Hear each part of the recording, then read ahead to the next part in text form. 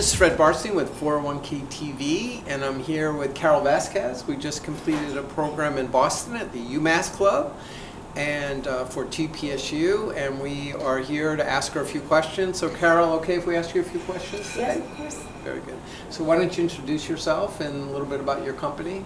Sure. So thank you for the introduction. My name is Karol Vasquez. I work at a non-profit. We have about 230 employees right now, and we are located in Boston. Great. So one of the things that you talked about in the TPSU program today was having two different systems. So you have the record keeper and you have a payroll system.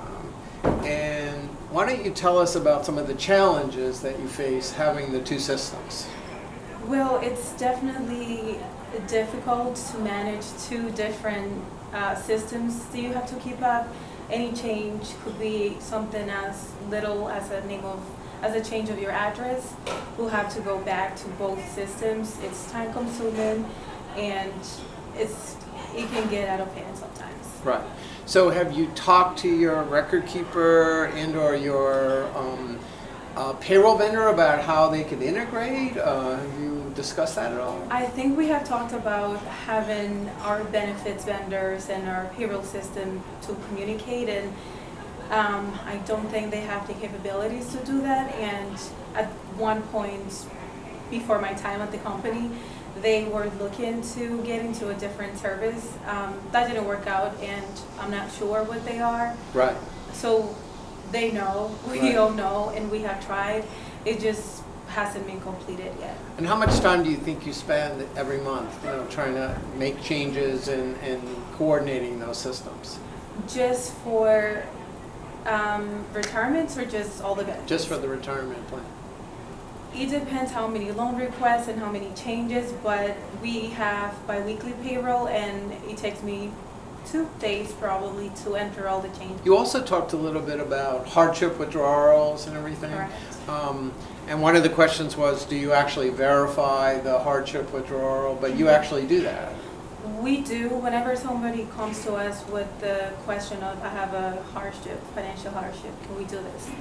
We require them to do the application. We also require documentation to prove that they are really having a hardship, not just they need a vacation.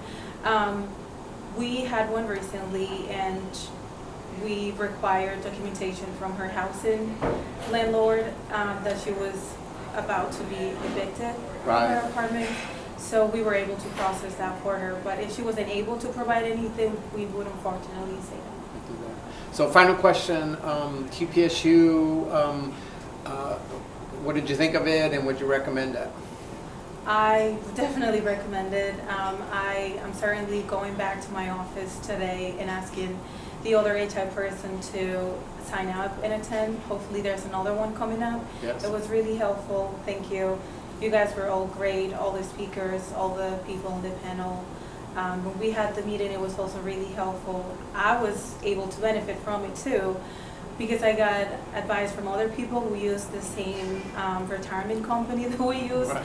So I already got a few points that I can go back to them and see. But don't say that you don't do it, because I know you do. So it was really helpful. So you had a little mentoring from some I other did. plan sponsors. Yep. And before I came here, she just gave me her email and told me to please reach out to her if they don't make any changes. So it was really helpful.